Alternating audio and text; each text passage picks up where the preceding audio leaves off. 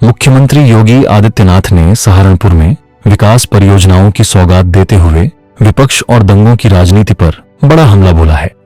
CM योगी ने कहा, सहारनपुर पहले फतवों, दंगों और पलायन के लिए जाना जाता था, लेकिन अब यहां एटीएस कमांडो निगरानी करते हैं और कोई भी देशद्रोही सिर उठाएगा तो उसका काम तमाम तय है।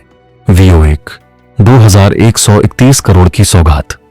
गुरुवार को मुख्यमंत्री योगी आदित्यनाथ ने सहारनपुर को 2131 करोड़ रुपए की 325 विकास परियोजनाओं की सौगात दी।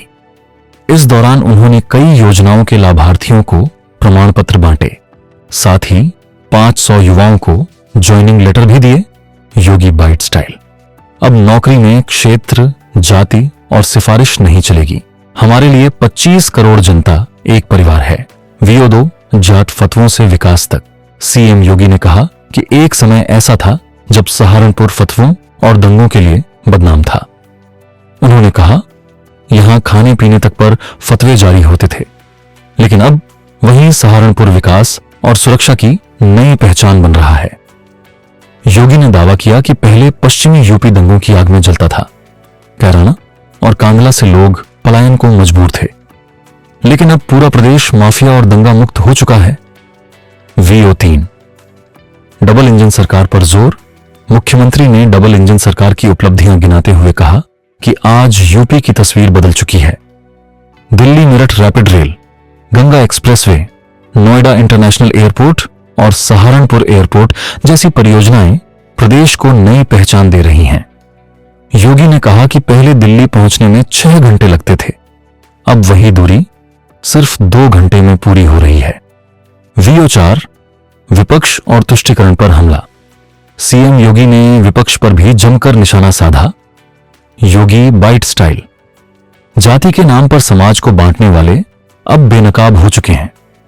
तुष्टीकरण की राजनीति करने वाले सनातन संस्कृति पर हमले पर चुप रहते हैं।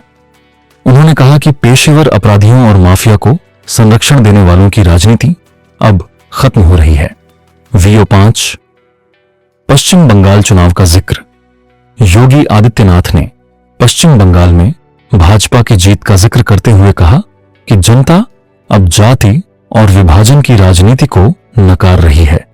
उन्होंने कहा कि चुनाव परिणाम उन लोगों के लिए आईना है जो समाज को बांटने का काम करते हैं। Anchor closing. सहारनपुर से सीएम योगी का यह दौरा सिर्फ विकास योजनाओं तक सीमित नहीं रहा, बल्कि कानून व्यवस्था, सुरक्षा और राजनीति पर भी कई बड़े संदेश दिए गए। अब देखना होगा कि विपक्ष इन बयानों पर क्या प्रतिक्रिया देता है। फिलहाल इस बड़ी खबर पर हमारी नजर बनी हुई है। कैमरामैन के साथ मैं जनसंवाद 24x7। बदनाम हुआ था क्योंकि देवबंद से जब फतवे जारी होते थे तो देश के अंदर हलचल मचती थी। हलचल मुजफ्फरनगर, शामली, पश्चिमी उत्तर प्रदेश जल रहा था। महीनों कर्फ्यू और प्रदेश में डबल इंजन की सरकार पहली बार बनी। पहली बार डबल इंजन की सरकार।